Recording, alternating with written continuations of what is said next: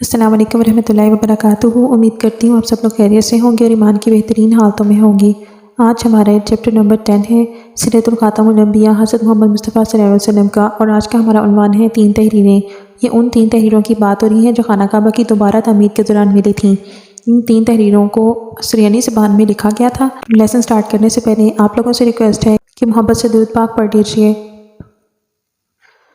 حضرت محمد صلی اللہ علیہ وسلم کی عمر جب 35 سال ہوئی تو مکہ میں بہت زبردست سیلاب آیا۔ قریش نے سیلاب سے محفوظ رہنے کے لیے ایک بند بنا رکھا تھا، مگر یہ سیلاب اس قدر زبردست تھا کہ بند توڑ کر کعبے میں داخل ہو گیا۔ پانی کی زبردست ریلیں اور پانی کے اندر جمع ہونے کی وجہ سے کعبے کی دیواروں میں شگاف پڑ گئے۔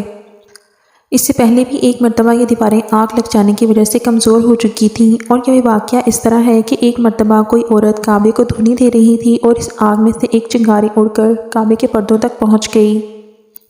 اس سے پردوں کو آگ لگ گئی اور دیواریں جل گئیں۔ اس طرح دیواریں بہت کمزور ہو گئی تھیں۔ یہی وجہ تھی کہ سیلاب نے ان کو کمزور دیواروں میں شگاف کر دیے تھے۔ سیدنا ابراہیم علیہ السلام نے کعبے کی جو دیواریں اٹھائی تھیں وہ 9 گز اونچی تھیں۔ ان پر چھت نہیں تھی۔ لوگ کعبے کے اندر نذرانے وغیرہ لاتے تھے۔ یہ نذرانے کپڑے اور خوشبوئیں وغیرہ ہوتی تھیں۔ کعبے کے اندر جو کنواں تھا یہ سب نذرانے اس کنویں میں ڈال دیے جاتے تھے۔ کنواں اندرونی حصے میں دائیں طرف تھا۔ اس کو کعبے کا خزانہ کہا جاتا تھا۔ کعبے کے خزانے کو ایک مرتبہ ایک چور نے چرانے کی کوشش کی۔ چور کنویں میں ہی مر گیا۔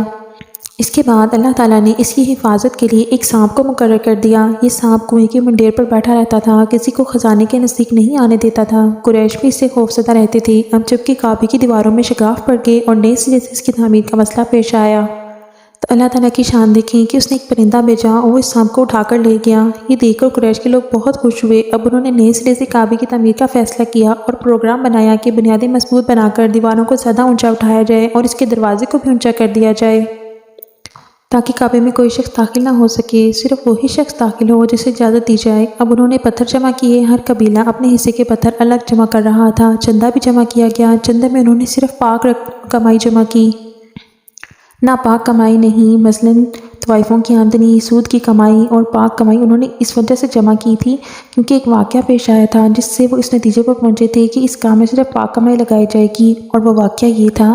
ایک قریشی سردار ابو وہب بن عمرو بن عابد نے جب یہ کام شروع کرنے کے بعد ایک پتھر اٹھایا تو پتھر اس کے ہاتھ سے نکل کر پھر اسی جگہ پہنچ گیا جہاں سے اسے اٹھایا گیا تھا۔ اس پر قریشی حیران و پریشان ہوئے۔ آخر خود وہب کھڑا ہو کر بولا، اے گروہ قریش، کعبے کی بنیادوں میں سوائے پاک مال کے کوئی دوسرا مال شامل مت کرنا۔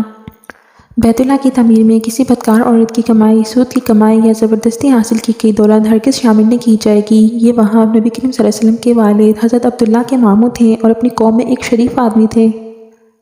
جب لوگ خانہ کعبہ کی تعمیر کے لیے پتھر ڈھونڈ رہے تھے تو ان کے پاس نبی کریم صلی اللہ علیہ وسلم بھی پتھر ڈھونڈنے میں شریک ہو گئے۔ آپ صلی اللہ علیہ وسلم پتھر اپنی گردن پر رکھ کر لا رہے تھے۔ تعمیر شروع کرنے سے پہلے قریش کے لوگوں نے خوف محسوس کیا کہ دیواریں گرانے سے کہیں ان پر کوئی مصیبت نہ آ جائے۔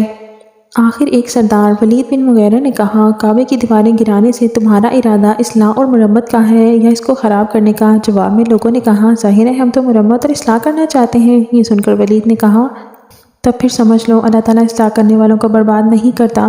پھر ولید ہی نے گرانے کے کام کی ابتدا کی، لیکن اس نے بھی صرف ایک حصہ ہی گرایا تاکہ معلوم ہو جائے کہ ان پر کوئی تباہی تو نہیں آتی۔ جب وہ رات خیریت سے گزر گئی تب دوسرے دن سب لوگوں نے اس کے ساتھ شریک ہوگی اور پوری عمارت گرا دی، یہاں تک کہ اس کی بنیادوں تک پہنچ گئے۔ یہ بنیادیں حضرت ابراہیم علیہ السلام کے ہاتھ کی رکھی ہوئی تھیں۔ حضرت ابراہیم علیہ السلام نے بنیادوں میں سبز رنگ کے پتھر رکھے تھے۔ یہ پتھر اونٹ کی کوہان کی طرح کے تھے اور ایک دوسرے سے جڑے ہوئے تھے۔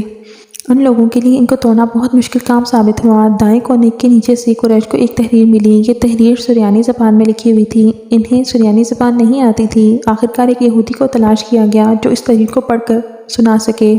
اس میں لکھا تھا، میں اللہ ہوں مکہ کا مالک، جس کو میں نے اس دن پیدا کیا جس دن میں نے آسمانوں اور زمینوں کو پیدا کیا، جس دن میں نے سورج اور چاند بنائے۔ میں نے اس کو یعنی مکہ کو 7 فرشتوں کے ذریعے گھیر دیا ہے۔ اس کی عظمت اس وقت تک ختم نہیں ہوگی جب تک اس کے دونوں طرف پہاڑ موجود ہیں۔ ان پہاڑوں سے مراد ایک تو ابو قیس پہاڑ ہے جو کہ صفا پہاڑی کے سامنے ہے، اور دوسرا کیکا پہاڑ ہے جو مکہ کے قریب ہے، جس کا رخ ابو قیس پہاڑ کی طرف ہے، اور یہ شہر اپنے باشندوں کے لیے پانی اور دودھ کے لحاظ سے بہت بابرکت اور نفع والا ہے۔ یہ پہلی تحریر تھی۔ دوسری تحریر مقام ابراہیم سے ملی۔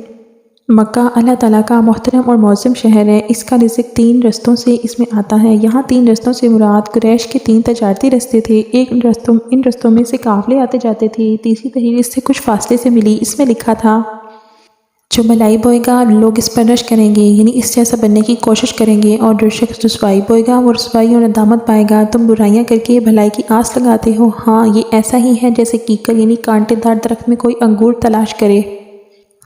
یہ تحریر کعبے کے اندر پتھر پر کھدی ہوئی ملی۔ کعبے کی تحریر کے سلسلے میں قریش کو پتھروں کے علاوہ لکڑی کی بھی ضرورت تھی۔ چھت اور دیواروں میں لکڑی کی ضرورت تھی۔ لکڑی کا مسئلہ اس طرح حل ہوا کہ ایک جہاز عرب کے ساحل سے آ کر ٹکرا گیا۔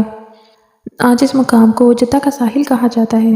اس سے پہلے یہ مکہ کا ساحل کہلاتا تھا، اس لیے مکہ کا قریب ترین ساحل یہی تھا۔ ساحل سے ٹکرا کر جہاز ٹوٹ گیا۔ وہ جہاز کسی رومی تاجر کا تھا۔ اس جہاز میں شاہ روم کے لیے سنگ مرمر، لکڑی اور لوہے کا سامان لے جایا جا رہا تھا۔ قریش کو اس جہاز کے بارے میں پتہ چلا تو یہ لوگ وہاں پہنچ گئے اور ان لوگوں سے لکڑی خرید لی۔ اس طرح چھت کی تعمیر میں اس لکڑی کو استعمال کیا گیا۔ آخر خانہ کعبہ کی تعمیر کا کام حجر اسود تک پہنچ گیا۔ اب یہاں ایک نیا مسئلہ پیدا ہو گیا۔ سوال یہ پیدا ہوا کہ حجر اسود کون اٹھا کر اس کی جگہ پر رکھے گا؟